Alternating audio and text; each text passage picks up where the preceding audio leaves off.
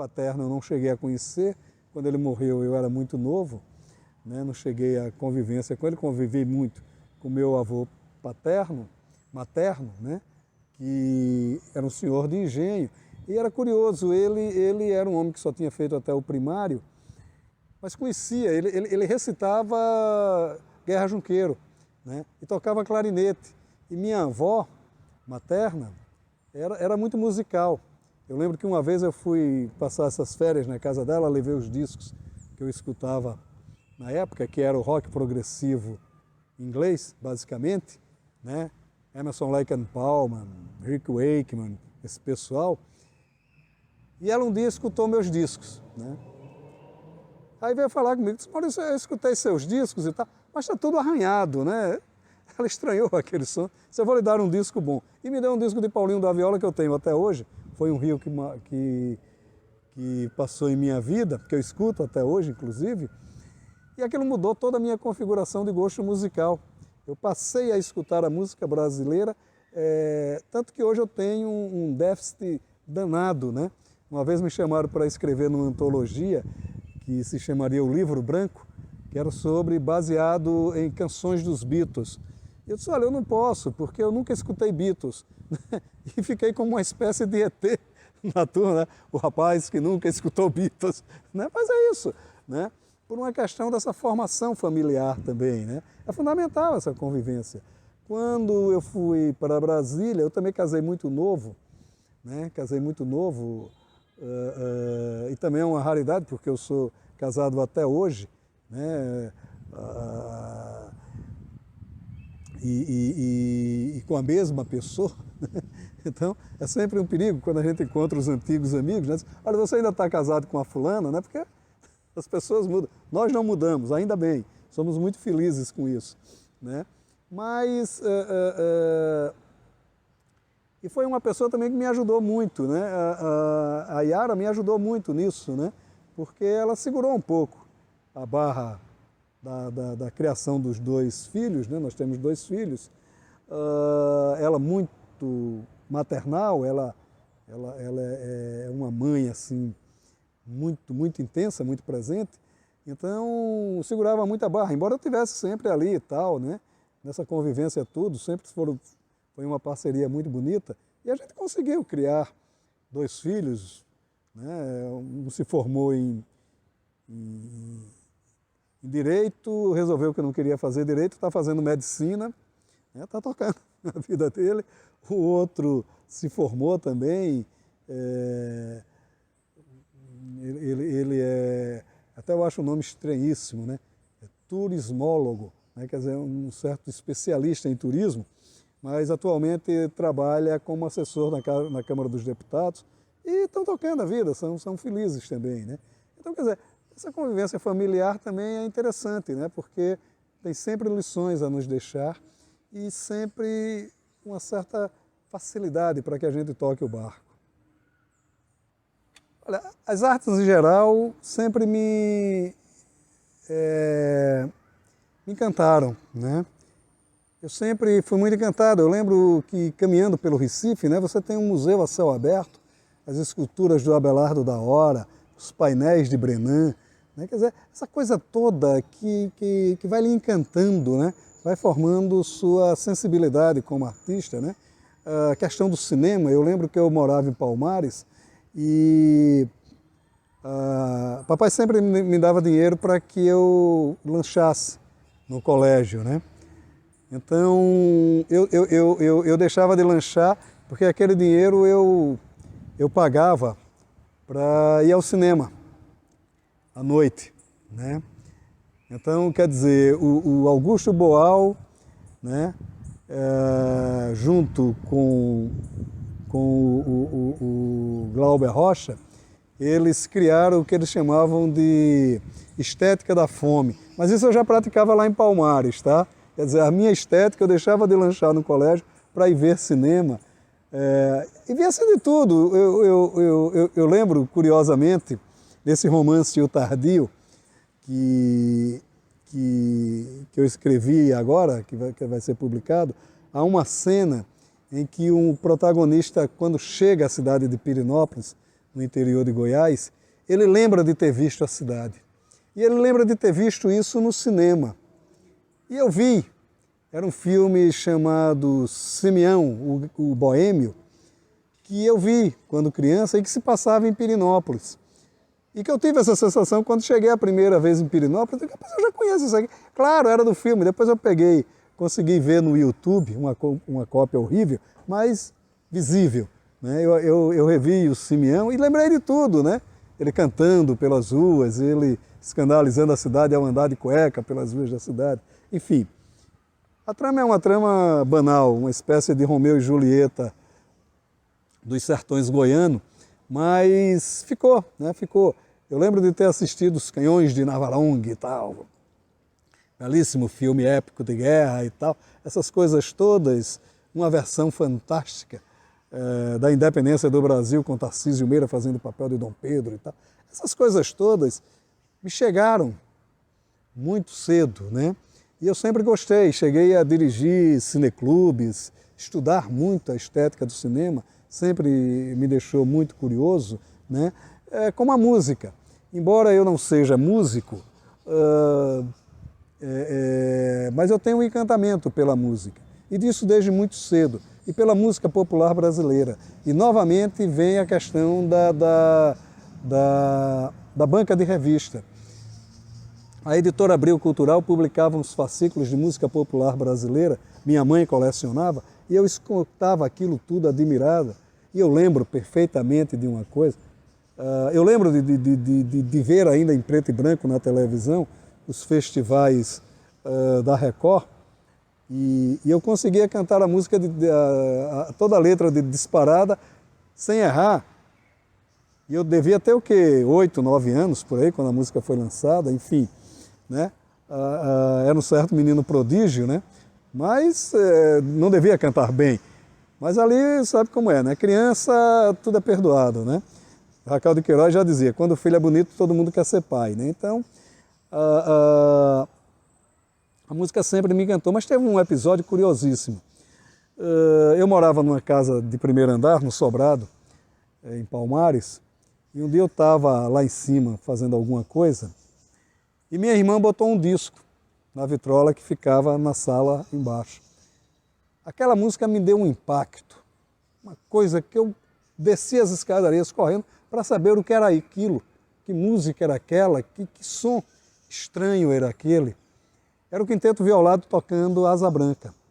Aquele arranjo de Asa Branca, eu depois tive a oportunidade de conversar com o Toinho Alves e com o Fernando Filizola, que foram os arranjadores, os criadores daquele arranjo, e contar essa história. O impacto que a gravação de Asa Branca pelo Quinteto Violado me provocou. Porque a estética cultural como um todo, independente de que segmento artístico você toque, ela vem de todos os cantos, né? Há na Amazônia um vento muito curioso que ele vem de todos os lados, que é chamado de vento geral. Pelo menos a minha formação cultural, ela vem desse vento geral, dessas artes plásticas que a gente viu, que eu vi, do cinema, da televisão, da música, né? de todos esses elementos, não só da literatura, mas também da literatura. Quer dizer, esse vento geral, que é muito comum aqui em Pernambuco, o vento geral da cultura, foi que me levou a produzir, a fazer cultura, a me dedicar à cultura, enfim, a ser um criador. Produzir arte é mais do que necessário, ela é fundamental, né? Ela é o cerne da vida. Se você pensar que antes mesmo da palavra escrita, você já tinha um conceito narrativo com as inscrições rupestres dos homens da caverna, você vê o quanto que a gente precisa de arte, quanto nosso âmago humano carece da arte. Porque a vida só não basta, o próprio Ferreira Goulart já falava sobre isso. A vida em si, ela é muito pouca para dizer todos os sentimentos. Por isso que a gente precisa de arte, por isso que a gente precisa construir esse alicerce né? A gente está ali, botando um pouco de argamassa nessa imensa estrutura, porque é necessário a gente continuar fazendo isso.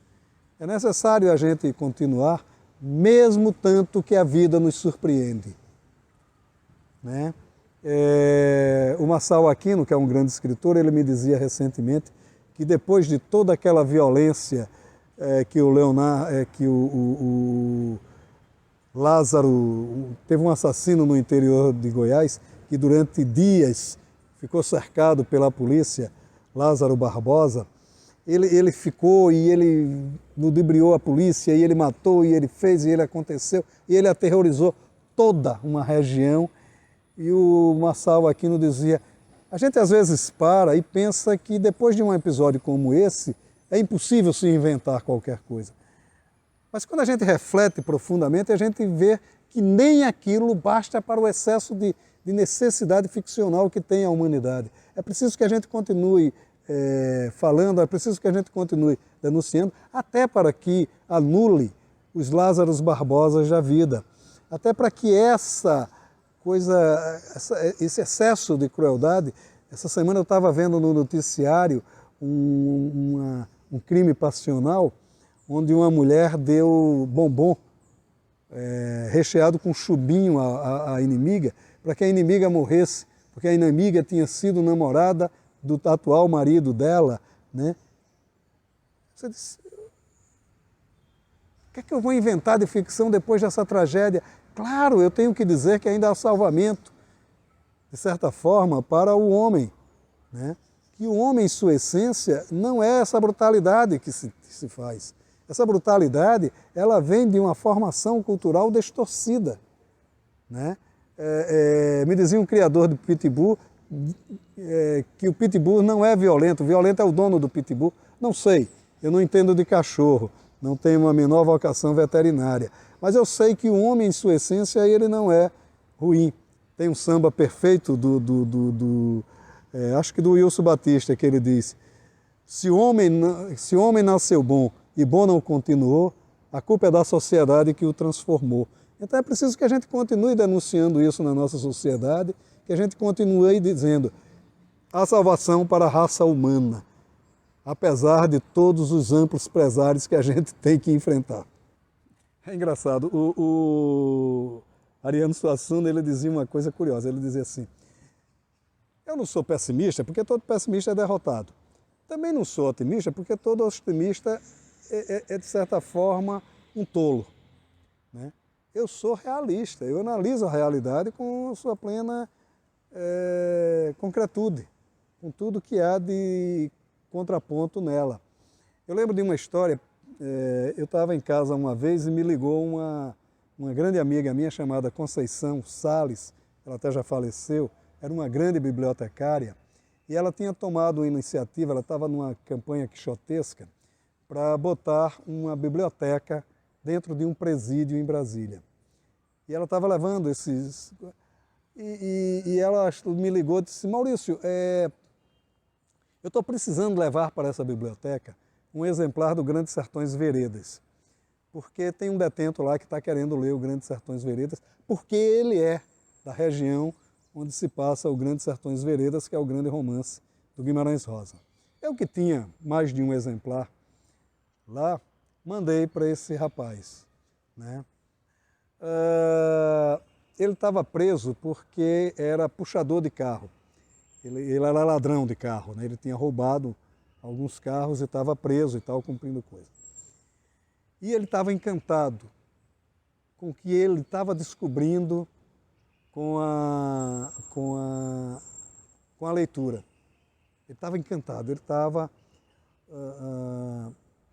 E ele queria ler o Grandes Sertões Vereda, porque ele vinha daquele ambiente e ele queria saber o que era aquele ambiente, que ele conhecia de fato, mas talvez não conhecesse de alma. E na alma do Grande Sertão das Gerais estava no Grandes Sertões Veredas, do Guimarães Rosa. Livro fundamental, que todo mundo precisa ler. E eu mandei o livro para ele. Esse rapaz leu o livro, ele leu o livro, se encantou pelo livro, Ele tinha o segundo grau completo, voltou a estudar, fez vestibular para letras, ainda como presidiário se formou. Quando ele foi solto, ele continuou na universidade cursando biblioteconomia, se formou, fez um concurso para a Escola Pública de Minas Gerais e foi ser professor exatamente no sertão das Gerais. O sertão que ele, embora tenha nascido lá, conheceu a partir da obra do Guimarães Rosa. Ora, a Conceição, eu sei que ela salvou muitas outras vidas, mas se ela salvasse apenas essa vida, a vida dela já estava completa, né? Como diria a Cecília Meirelles. Eu sei que canto e a canção é tudo, tem alma eterna, tem vida eterna e alma ritmada, e um dia estarei mudo, mais nada, né? Mas é isso, a vida só se completa a partir da arte, e a vida pode ser salva a partir da arte. E isso é só uma história, porque eu poderia contar aqui várias tantas outras histórias das pessoas que mudaram absolutamente todos os seus conceitos de vida a partir de uma leitura, a partir de um filme, a partir da visão de um quadro. A pessoa ao ouvir uma canção, as pessoas às vezes